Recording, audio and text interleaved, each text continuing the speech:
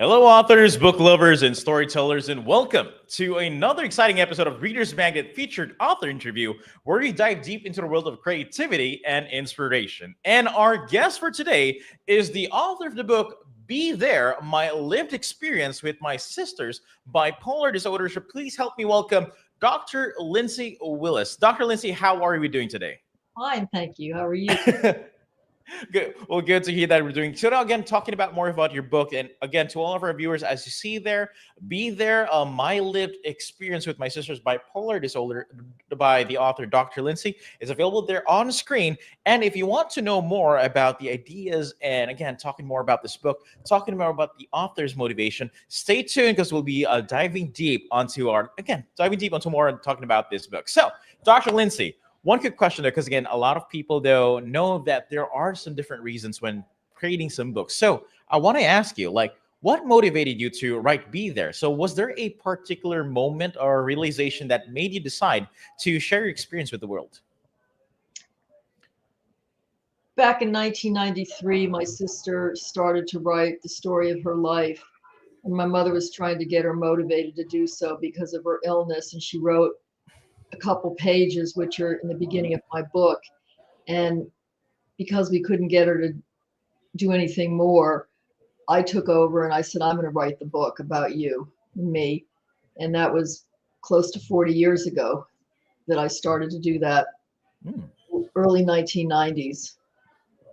Oh, I love that. And also, because again, having this book out there, making this book be available, like, what was your main goal when you got this book published then? Well, it was to get it out there to as many people as possible. And initially, I wanted it to be a big seller on Google. But my main goal at the time was to get it published, and I sent it to 12 publishing companies, not the big 5, but I was accepted and I selected a company. And then once it was published, I said, oh my God, now what am I going to do? I was just happy to get it published. And I said, and then I went prior to that, I was working on the book cover, which is amazing, as you can see. Yeah, I love it. And it's really beautiful. I gotta give it to you. It was a really beautiful cover, and I do remember that I did a book shout out for this in the past, and this book cover really got my attention. But yeah, continue. You were saying, Dr. Linsey. Well, I was just thrilled that it was published because I wanted to memorialize my sister's life, and I wanted her not to be forgotten. And I was healing myself, and it was cathartic, and it was healing, and it was just getting it out of my system, and just also in all the things that happened. I said, we have to get this out there because there were a lot of amazing things that took place that I put in the book, and I don't want the last couple chapters that tragic but amazing, and I want the world to read this book because it will help people. Love that. And coming back again, talking more about people reading this book, people making sure that they can see though and know again, memorialize the life of your sister as well. If ever you will be sharing something with your book, what do you think is the most important chapters that is within your book that you'd like to share with us today? Well, I think that for the people that are suffering from bipolar disorder, as well as the caregivers, I would think that the most important chapters for them to read are chapters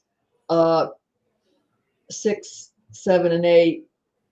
The 4 C's, the stages of healing, and some coping strategies, and then more coping strategies.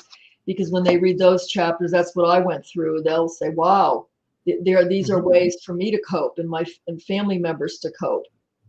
So putting it all down on paper, it was just amazing because it was like, oh my God, this is how I coped, and it just came right. All of it came out of my head. Oh. And also, again, going back with this again, Dr. Linsey, because again, you live with your sister, though you were there for all throughout the story and within your life as well. And I just wanted to ask you, though, because again, talking about things that you've accomplished in your life while being there for your sister. So I just want to ask you, like, how did you accomplish so much despite the sadness, the stress, and tragedy of your sister's life then? Well, when she was diagnosed at age 21, she was able to go, finish her college degree and her graduate degree, and then she got on medication that enabled her to function fairly normally for 12, 14 years, lithium and a mild tranquilizer. So while she was working on her degrees, I was working on my degrees. And, I thought, oh, wonderful, she's cured. She'll have a great life now because she's, finished her degrees and she's now on a medication. But I continued to pursue my goals and objectives throughout my life because I wanted to, have a good career. And then as her life started to go downhill, I Mhm. continued writing the book, and Okay. I said, I've got to get this finished. And my Hmm. parents said, oh, probably 30 years ago, when I did the first draft, they said, this book will eventually get published if you continue working on it. And I did, and I put it down for 20 years. I couldn't do it. Hmm. Well, And there are reasons why, but I put that's covered in the book. Life gets in the way. You're going through all these things in your life, and the pandemic, it's like 9/11 and all these other things. And you don't have the motivation to finish writing it. no, I do understand that because there are some. It's not what you call because again, people call it writer's block that they couldn't even continue on writing some stuff. But again, these are some real life events and some tragedies that you're going through, which even gives you a pause into your writing or continuing. But again, the beautiful thing is that you still have the courage and again have the willingness to continue writing a story, and now it's being here available and it is published. And again, everything has been included within this book as well, which is be there. But also one more thing, talking about some inclusions in the book. I've known, and I just wanted to ask you because again, talking about real life experiences. So, what made you decide to add pictures and letters and family archives in this book as well? Well, I thought it would make the book more real to people, and I did some research on the top 50 books that on mental illness and Google search. And when I was getting back to finishing the book, and I found that no book is the same, and not one book mentioned anything about pictures and family archives. And I said, I've got so many pictures and letters I've saved all my life with my sister, and I kept just about every letter she wrote me. I said, one day these letters will come in handy, just like I saved letters of my grandparents. And I just said, oh my God, I have all this information. I've got letters and archival information and pictures, and aha moment. Mm-hmm.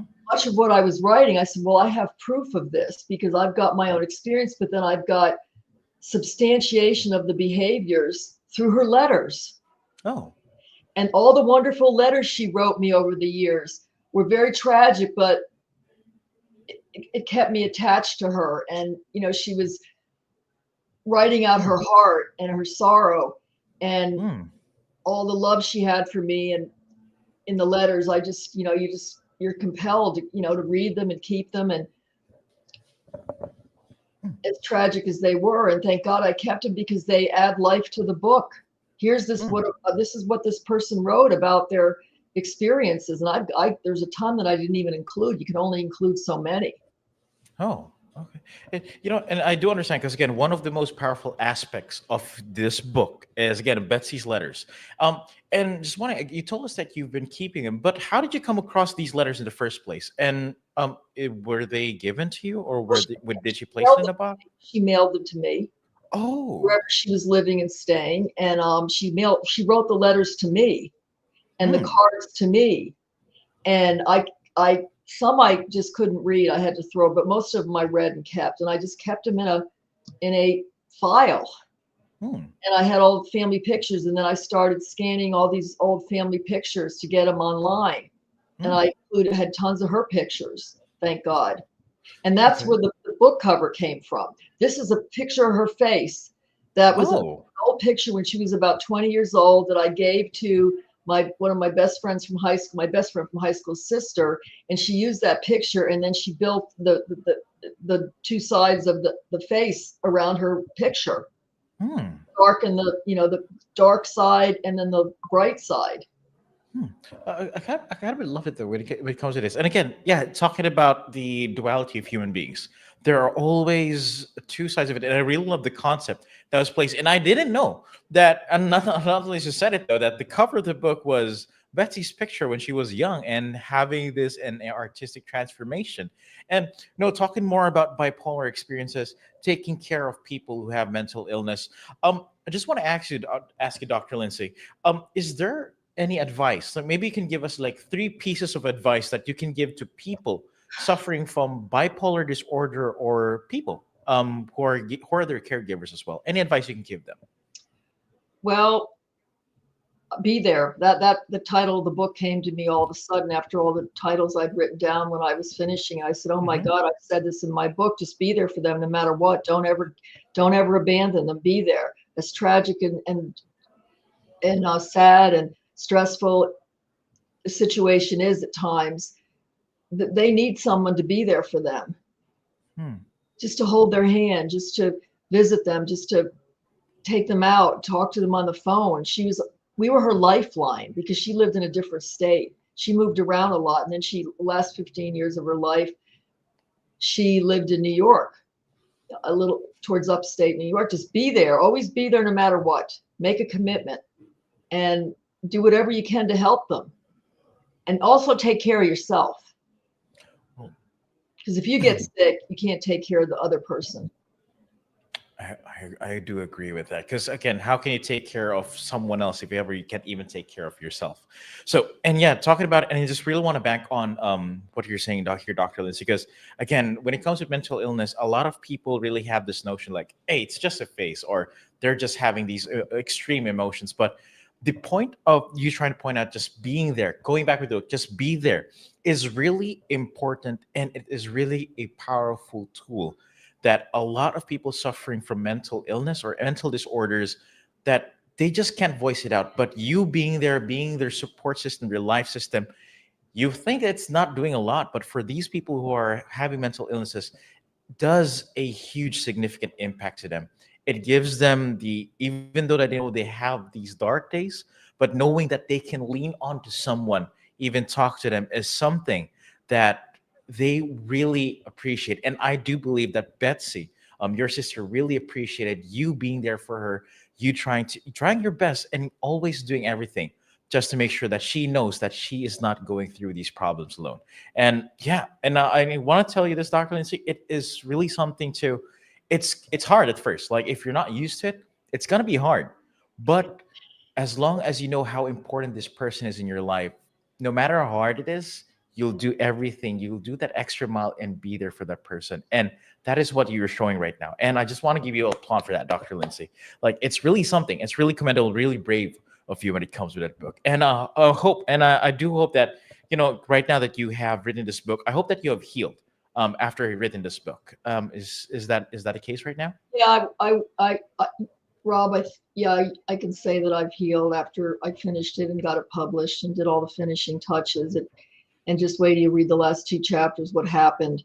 It's Mhm. just amazing to me. Excuse me, sorry for the ums. Just Sure. amazing what happened. And I added those last chapters because of just what transpired. And it was meant to be, and it wasn't a coincidence. And thank God I was there for her. And people that are like this, they just look forward to you visiting them. They have nothing else. They live Yes. in an assisted living facility, or they live alone, or they may live in the streets, or they may live in a homeless shelter, or they may live in a tent out in the street or a box. But she looked forward to me coming to visit her. She had something to look forward to. Everybody in life should have something to look forward to. That's true. And I And agree with that. I agree. those are some of my best times with her, looking forward to bringing them coffee and seeing her friends Hmm. and being so happy that she was finally living somewhere, that she had a stable place to live after all those years of bouncing around. Love But that. the sadness and the stress that it caused me was, I just can't explain it, but it was, my husband dealt with it too. And my deceased husband, he passed away last year. He dealt with it all. He lived my experience too. And I do understand where you're coming from, Dr. Lindsay. Again, being there for someone who has a mental disorders, mental illness.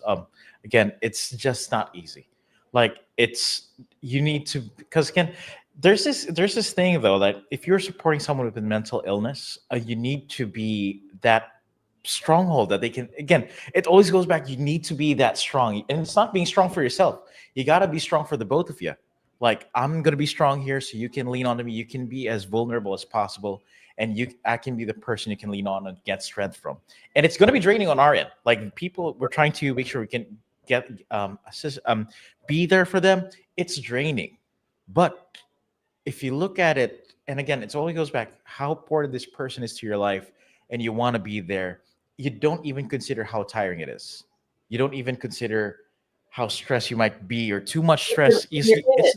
Yeah, when Yeah. you're living in the minute, you're in the moment with the individual. Yeah. You're in there with them, and you're living that moment. And I learned through my sister to be a stronger person and all. I learned over the years to accept what it was, even though it was difficult. It is what it is. It was what it was. And it was just horrendous at times, but it's made me a stronger person. I have friends who lean on me because I'm such a strong person, but I think I got my strength from my sister.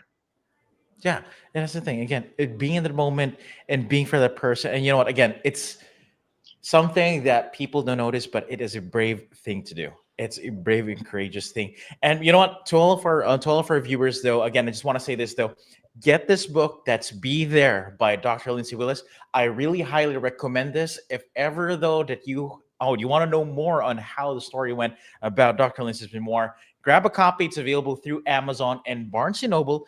And you know what, Dr. Linsey, just want to say this to you though. Thank you very much for being with us today. It is a pleasure hearing your story. And again, we have been doing interviews with you, but right now I can feel that there is something that has a much more emotional impact that has been shared with us today. And I really love to hear more about this, see where your future in writing takes in the future. Well, wait till you read it. Wait till you read it. The reviews are really great. People love my book. I was so afraid they wouldn't, but people, old friends and people, they love the book. And it's just, that's so rewarding. Betsy's up there watching us. Thank you, Rob, for your time.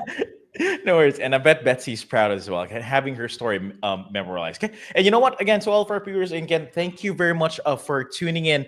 And always remember this, and I keep on saying this on all the interviews, every ending is just a new beginning in the world of stories. May your reading adventures be endless and your imagination boundless. And as we say here at Reader's Magnet, we share your stories with the world. Thank you, and have a good one. Bye-bye. Bye-bye.